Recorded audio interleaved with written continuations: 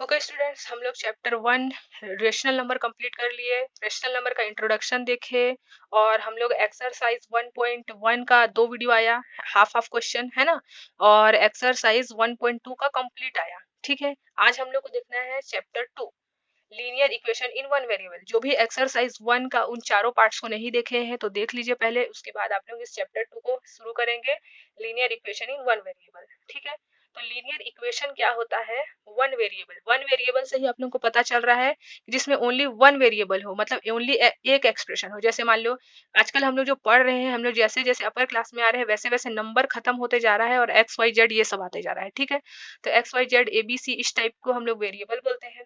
तो जैसे an equation is called, इसको आप लोग अपने कॉपी में सबसे फर्स्ट में ही जैसे आप लोग बनाते हो ना नोट, तो उसमें आप लोग इसको लिख लेना ताकि आप लोग कभी भी नहीं भूलो। तो लिख सकते हो an equation is called linear equation. Linear equation उसको बोलते हैं if it has only one degree, जिसमें ओनली वन डिग्री रहे।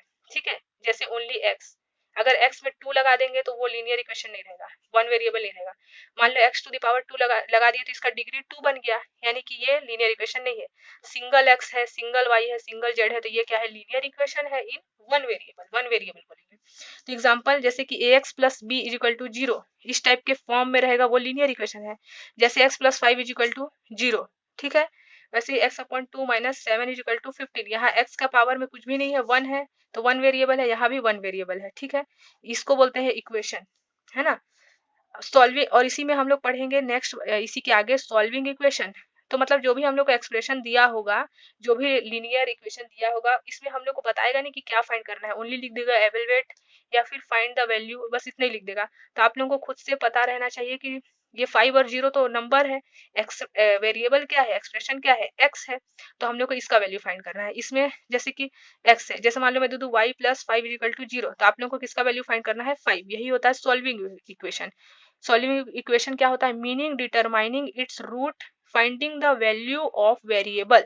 हम लोग को सॉल्विंग इक्वेशन में क्या करना रहता है? सिर्फ वैल्यू फाइंड करना रहता है, जो भी एक्सप्रेशन दिया है उसको। तो linear equation in one variable समझ गए होगे आप लोग। जैसे x plus 5 is equal to 0 linear equation in one variable है, क्योंकि इसका डिग्री 1 है, और यहाँ पर इक्वेशन बनाने के लिए कुछ भी प्लस माइनस ये सब कर सकते हैं, लेकिन जो इसका वेरिएबल रहेगा उसका डिग्री ओनली 1 ही रहेगा, वो linear equation in one variable है। अब देखते हैं कुछ एग्जांपल। ये 15/4 माइनस 7x इक्वल टू 9, ये लीनियर इक्वेशन है क्योंकि एक ही वेरिएबल है, इसका जो हमारा पावर है वो 1 ही है। तो देखो हम लोग को निकालना क्या है, सॉल्विंग इक्वेशन में बताई मैं आप लोगों को, जो भी वेरिएबल दिया होगा वही निकालना है। तो x निकालना है, तो हम लोग x को एलिमिनेट, मतलब x के जो अदर नंबर है उसको इक्वल के दूसरे साइड लेके जाना रहता है। ठीक है, तो -7x को यही छोड़ दिए, 9 भी यही है, सब अपने अपने प्लेस में ही है, माइनस भी अपने प्लेस में है। सिर्फ 15/4 को हम लोग को इस साइड लेके जाना है। ठीक है, लेफ्ट हैंड साइड। तो हम लोग यहाँ पास सामने में कुछ नहीं है तो क्या है? प्लस है, तो प्लस का अपोजिट क्या हो जाएगा? माइनस। तो अभी देखो सब वही वही अपने प्लेस में, -7x। बस अब हम लोग को इसको सॉल्व करना है। तो 14 और 1 का एलसीएम, सॉरी 4 और 1 का एलसीएम 4 आएगा। ये डिनोमिनेटर और डिनोमिनेटर को डिवाइड करेंगे तो 4 ही आएगा, और 4 को 9 से मल्टीप्लाई करेंगे तो 36। फिर से डिनोमिनेटर को डिनोमिनेटर से डिवाइड करेंगे, मतलब 4 को 4 से, तो 1 आएगा। उस 1 को 15 से मल्टीप्लाई करेंगे तो 15, माइनस करें 21/4 आया। ठीक है, तो जो हमारा 7x का -7x इज इक्वल टू, यहाँ एक लाइन और लिखना था, इज इक्वल टू 21/4। तो हम लोग को x निकालना है, तो x को तो छोड़ अकेले करना है हम लोग को ना। तो x इज इक्वल टू 21/4। 7 और x के बीच में कौन सा साइन लगा है? मल्टीप्लाई का। देखो बीच वाला साइन को इधर लाते हैं, ठीक है, इसको नहीं लाते हैं, बीच वाले साइन को। जैसे यहाँ भी माइनस था तो माइनस को हम लोग यहीं छोड़ दिए थे, इसको इधर लेके गए थे।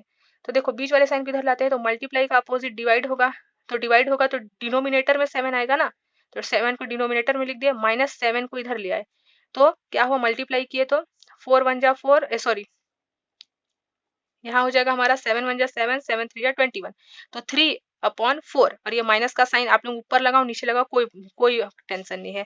तो x का वैल्यू कितना आया? -3/4।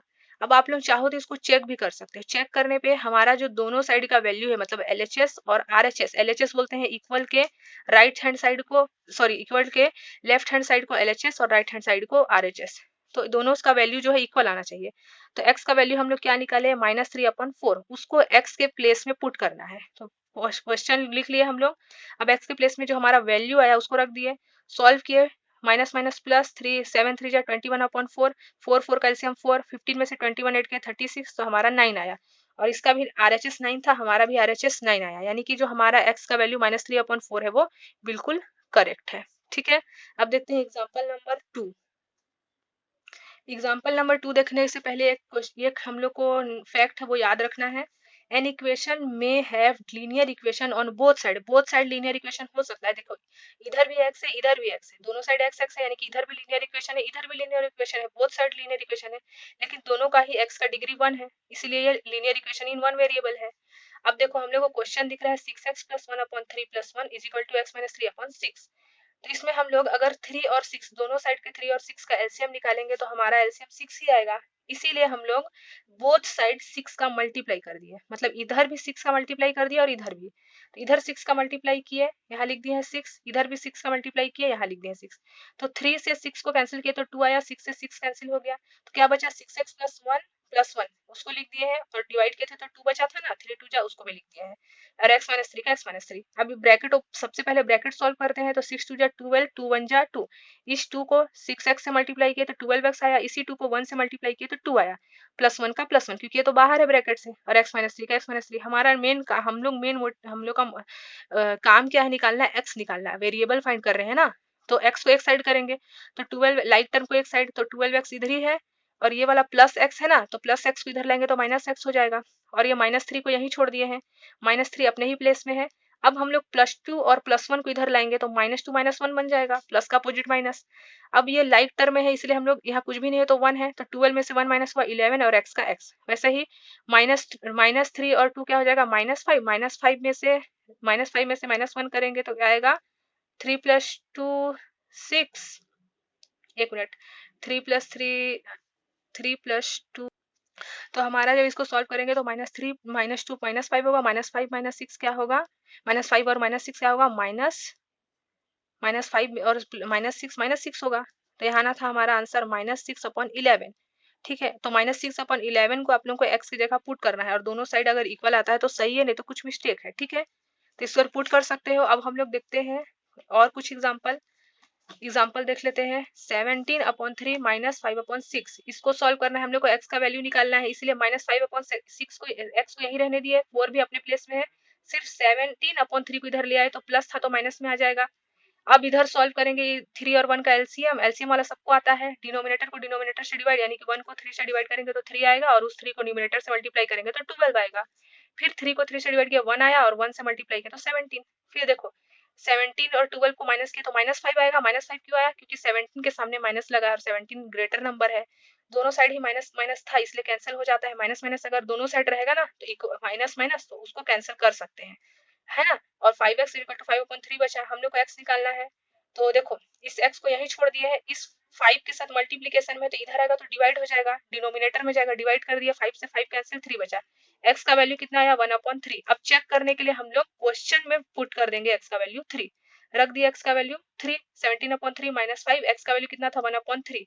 अब हम लोग इसको सॉल्व करके आंसर 4 लाना है, तभी वेरीफाई होगा। ठीक है, तो इसको सॉल्व कर दिए, x का वैल्यू बस 1/3 रखे और कुछ नहीं किए हैं। अब सॉल्व करेंगे, ब्रैकेट 5 1 जा 5/3, 3 और 3 का एलसीएम 3, 17 में से 5 माइनस होगा 12, 3 से डिवाइड करेंगे तो 4। हमारा RHS क्या था 4, और यहाँ भी हमारा RHS 4 आया, यानी कि जो हमारा x का वैल्यू 1/3 है वो बिल्कुल सही है। ठीक है, सेम वैसे ही हमारा एक्सरसाइज बनेगा। Solve the following equation x - 2 = 7। हम लोग को x - 2 क्वेश्चन बता दिया है 7 = 7, हम लोग को x का वैल्यू फाइंड करना है, तो x का वैल्यू फाइंड करने के लिए क्वेश्चन लिख लिए, x को यहीं छोड़ दिए, 7 भी यहीं है, बस -2 को इक्वल के इस साइड ले आ रहे हैं, ट्रांसपोज कर रहे हैं ना, ट्रांसफर कर रहे हैं -2 को इक्वल के दूसरे साइड, है ना, तो -2 का +2 हो जाएगा, यानी कि x का वैल्यू क्या आया 7 + 2 9, x का वैल्यू हम लोग क्या लाए 9। अब चेक करने के लिए क्वेश्चन लिख लेंगे, x - 2 = 7, यहाँ मैं लिख दी हूँ x का वैल्यू हम लोग क्या लाए हैं 9, यानी कि x प्लेस में 9 रखना है। ठीक है, तो x का प्लेस में 9 रख दिए, 9 में से 2 माइनस किए 7 आया, दोनों साइड इक्वल आया, यानी कि ये हमारा वेरीफाइड है, यानी कि सही बनाए हैं हम लोग। ठीक है, एक और मेथड है सिस्टमैटिक मेथड बोलते हैं जिसको, एक मेथड ये हो गया और दूसरा मेथड हो गया सिस्टमैटिक मेथड, ये दूसरा मेथड है। ठीक है, तो x - 2 = 7 इसको सिस्टमैटिक मेथड से कैसे सॉल्व कर सकते हैं, अगर कोई सा भी नंबर, कोई सा भी वेरिएबल के साथ जो भी जैसे x के साथ -2 है तो बोथ साइड +2 करेंगे, अगर x के साथ +2 होता तो बोथ साइड -2 करते। तो यहाँ -2 है इसलिए एडिंग टू बोथ साइड, यहाँ x के साथ -2 है ना, इसीलिए हम लोग बोथ साइड +2 करेंगे। तो देखो x का x -2 का -2, बोथ साइड बस क्या कर देंगे +2, तो 2 में से 2 तो 0 हो जाएगा, तो x बचा और 7 + 2 9। देखो इससे भी हमारा आंसर 9 ही आ रहा है, ठीक है, समझ गए। अगर मान लो यहाँ क्वेश्चन रहता x + 2 = 7, तो बोथ साइड आप लोग क्या करते हैं, प्लस का अपोजिट माइनस, तो -2 करते बोथ साइड, ठीक है। तो प्लस अगर रहेगा तो माइनस करेंगे और माइनस रहेगा तो प्लस करेंगे। बस ये ध्यान देना कि x के साथ क्या चीज जुड़ा हुआ है। तो x के साथ -2 था इसलिए +2 किए बोथ साइड, अगर x के साथ +2 रहता तो -2 करते बोथ साइड। क्वेश्चन नंबर 2 देख लेते हैं। Solve the following equation y = 3 + 10। पहला मेथड तो ये वाला है हमारा, सेकंड मेथड सिस्टमैटिक है। तो पहला मेथड देख लेते हैं। फर्स्ट मेथड क्या है, y को यहीं छोड़ दिए, 10 भी यहीं है, 3 को बस ट्रांसफर कर दिए इक्वल के दूसरे साइड, तो प्लस था तो माइनस हो गया, तो 7 आया। अब चेक कर लेते हैं, क्वेश्चन लिख लिए, y का वैल्यू 7 आया है तो पुट कर दिए y के प्लेस में 7, तो दोनों साइड 10 आया, यानी कि वेरीफाई हो गया। हम लोग जो बनाए हैं x का y का वैल्यू जो हम लोग 7 लाए वो बिल्कुल क्या है, करेक्ट है। अब दूसरा मेथड इसी क्वेश्चन का सिस्टमैटिक मेथड देख लेते हैं। y + 3 = 10, तो y के साथ +3 है, तो वेरिएबल के साथ जो भी रहेगा उसका अपोजिट, जैसे ये x वेरिएबल था उसमें -2 था तो +2 किए, वैसे यहाँ y वेरिएबल है, ये लीनियर इक्वेशन है ना, क्योंकि y का जो हमारा पावर है, डिग्री है, वो 1 है, तो लीनियर इक्वेशन इन 1 वेरिएबल है, समझते जाना, लीनियर इक्वेशन इन 1 वेरिएबल है ये, ठीक है, क्योंकि y का पावर 1 है। तो y + 3 = 10 है, तो +3 है इसलिए बोथ साइड -3 करेंगे, तो सब्ट्रैक्ट बोथ साइड बाई 3, तो y + 3 और 10 जैसे था वैसे लिख दिया, बस एक्स्ट्रा में -3 कर दिए। बाकी क्वेश्चन जैसे है वही चीज लिखे हैं, बस एक्स्ट्रा में सेकंड लाइन में -3 किए, -3 इसलिए किए क्योंकि y + 3 था, अगर -3 रहता तो +3 करते, ठीक है। तो 3 से 3 0 हो गया, तो y बचा बस, है ना, और 10 में से 3 माइनस हुआ तो 7 आया, तो y का वैल्यू क्या आया, 7, और यहाँ भी y का वैल्यू फर्स्ट मेथड से भी 7 ही आया था। अब क्वेश्चन नंबर 3 देख लेते हैं। 6 = z + 2, इसको भी हम लोग को सॉल्व करना है, तो हम लोग इसको फर्स्ट मेथड से कैसे सॉल्व कर सकते हैं। 6 को यहीं रहने दिए, लाइक टर्म नंबर को नंबर की तरफ करेंगे, वेरिएबल को वेरिएबल की तरफ, तो 6 तो यहीं है, ये 2 जो है ये नंबर है, इसीलिए उसको हम लोग ट्रांसफर कर दिए इधर साइड, तो माइनस प्लस था तो माइनस हो गया, और जेड का जेड अपने ही प्लेस में है, 6 अपने ही प्लेस में है, बस 2 को ट्रांसफर किए हैं, 6 में से 2 माइनस हुआ 4 आया, जेड का वैल्यू क्या आ गया 4। अब इस जेड को हम लोग चेक करने के लिए क्वेश्चन में जेड के प्लेस में क्या रख देते हैं 4, तो ये क्वेश्चन है जेड के प्लेस में बस 4 रखे हैं, तो 6 4 + 2 6, 6 = 6 आया, दोनों साइड इक्वल आया, यानी कि ये भी क्या हो गया, वेरीफाइड हो गया। अब दूसरा मेथड सिस्टमैटिक मेथड भी देख लेते हैं। 6 = z + 2 लिख लिए, क्योंकि z वेरिएबल है और उसमें +2 लगा है, इसीलिए हम लोग को बोथ साइड क्या करना है, -2 करना है। हमें फिर से चेक ही करनी है, देख लेते हैं। 6 = z + 2 है, सिस्टमैटिक मेथड में क्या करना है, बोथ साइड -2 करेंगे, z + 2, देखो 6 का 6, z का z, 2 का 2, बस बोथ साइड क्या करेंगे -2। क्यों -2 किए, क्योंकि z जो वेरिएबल है उसके साथ +2 है, तो +2 का अपोजिट -2 होता है, इसलिए बोथ साइड -2 किया। 6 में से 2 माइनस होगा 4 आएगा, z का z, 2 में से 2 माइनस होगा तो 0 आएगा, यानी कि z का वैल्यू 4 आया, और फर्स्ट वाले मेथड से भी z का वैल्यू 4 आया था। क्वेश्चन नंबर 4 देख लेते हैं। 3/7 + x = 17/7, x का वैल्यू निकालना है, x को यहीं छोड़ दिए, अपने प्लेस में ही है, 17/7 अपने प्लेस में ही है, बस 3/7 को ट्रांसफर किए, तो प्लस था तो माइनस हो जाएगा, 7 और 7 का एलसीएम 7, दोनों सेम है 7, 17 में से 3 माइनस होगा तो 4 आएगा, 7 1 जा 7, 7 2 जा 14, तो x का वैल्यू क्या आया 2। अब क्वेश्चन में जहां x है वहां 2 रख के चेक कर लेते हैं, तो x का वैल्यू 2 रख दिए, ठीक है। अब हम लोग का इस साइड जो LHS का वैल्यू है वो RHS के इक्वल आना चाहिए, तो देखो x का वैल्यू हम लोग 2 रखे, कुछ भी नहीं था तो 1 मान लिए, 7 और 1 का एलसीएम 7, 7 से 7 डिवाइड किया 1 आया, उसको 3 से मल्टीप्लाई करेंगे तो 3 आएगा, 1 को 7 से डिवाइड करा ना, डिनोमिनेटर को डिनोमिनेटर से डिवाइड किया तो 7 आया, उसको 2 से मल्टीप्लाई किया तो 14 आया, तो 14 प्लस इधर से अभी हम लोग को कुछ काम नहीं, हम लोग को तो इसके बराबर का वैल्यू लाना है, तो 14 + 3 17/7, देखो इधर भी 17/7, यानी कि हम लोग का आंसर वेरीफाई हुआ। अब सेकंड मेथड भी देख लेते हैं इसी क्वेश्चन का।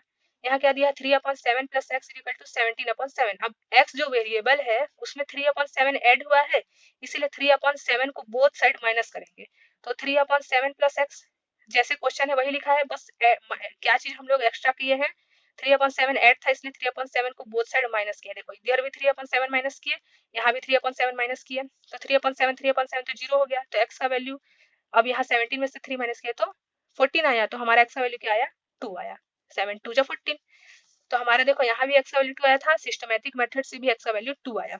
अब देख लेते हैं इसी का क्वेश्चन नंबर 5।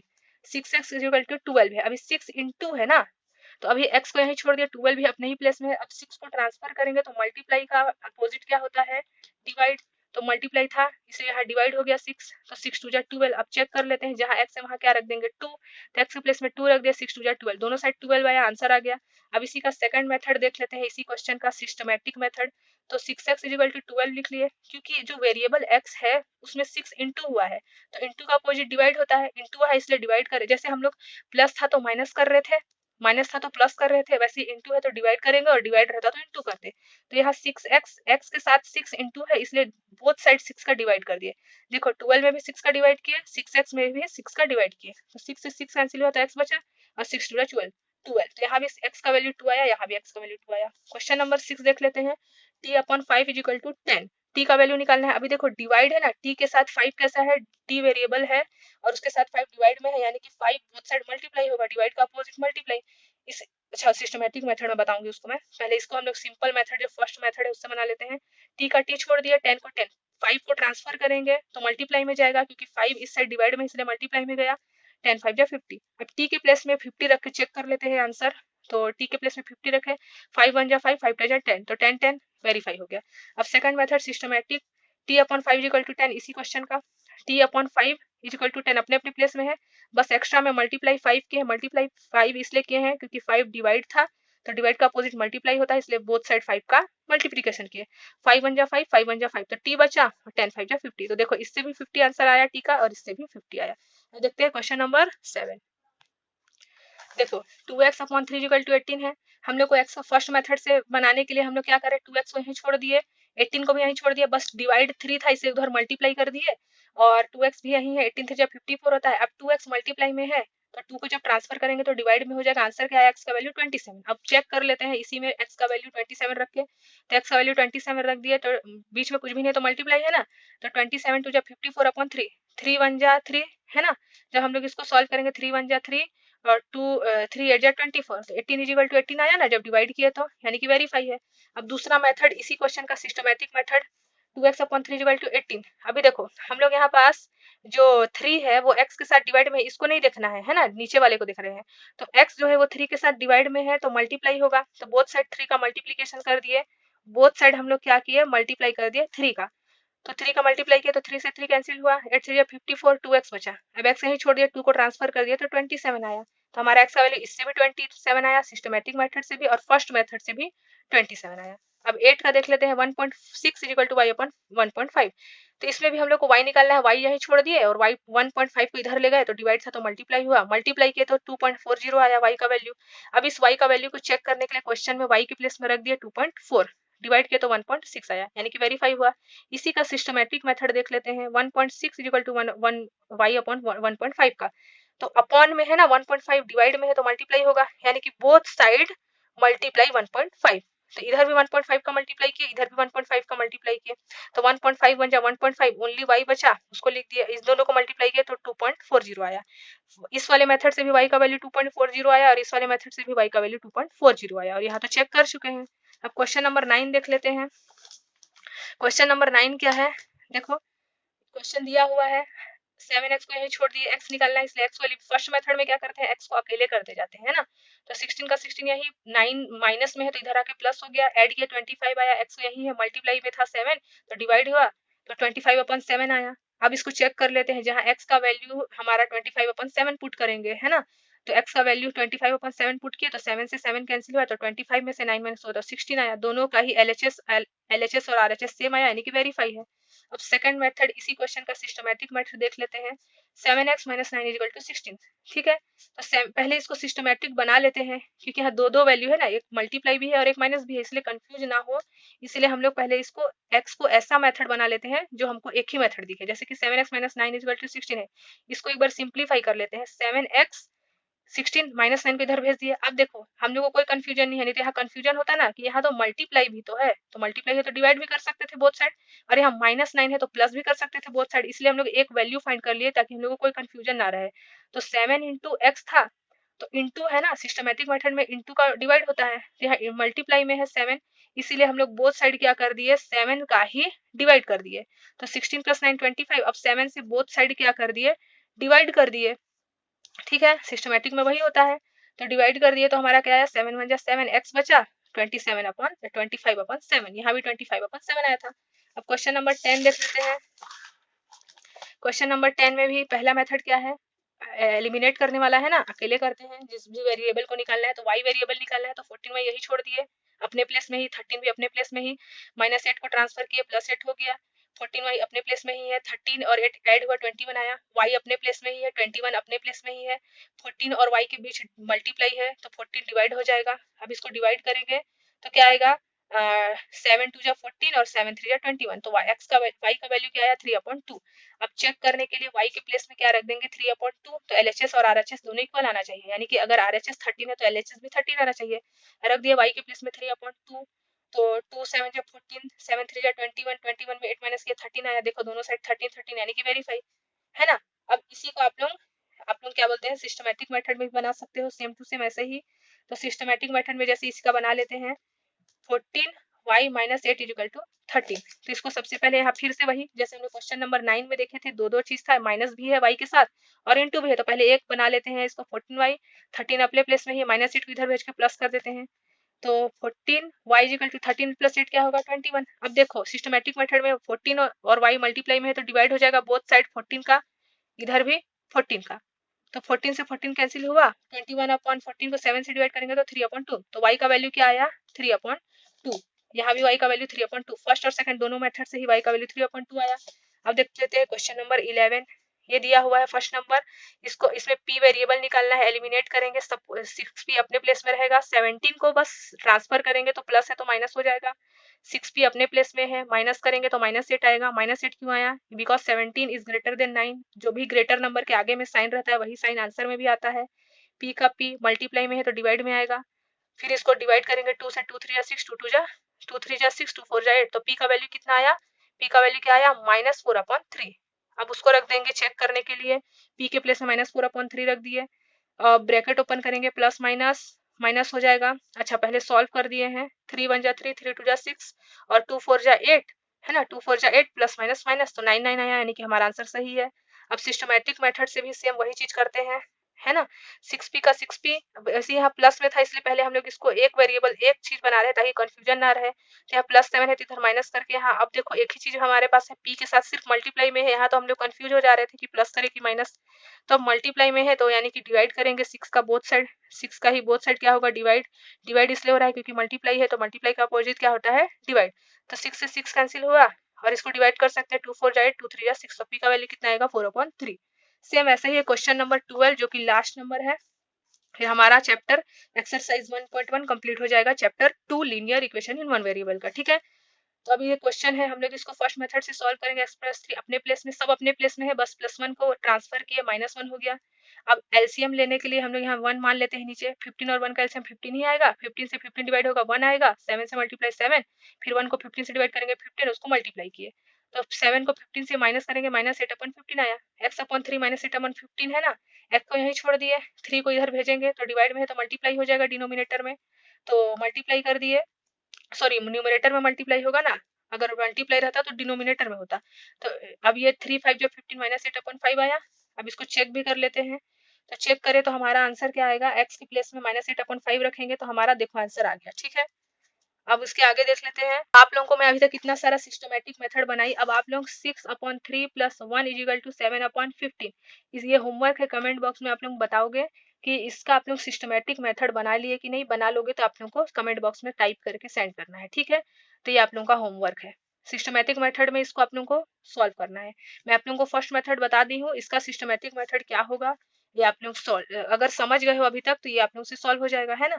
अब हम लोग देखेंगे नेक्स्ट एक्सरसाइज।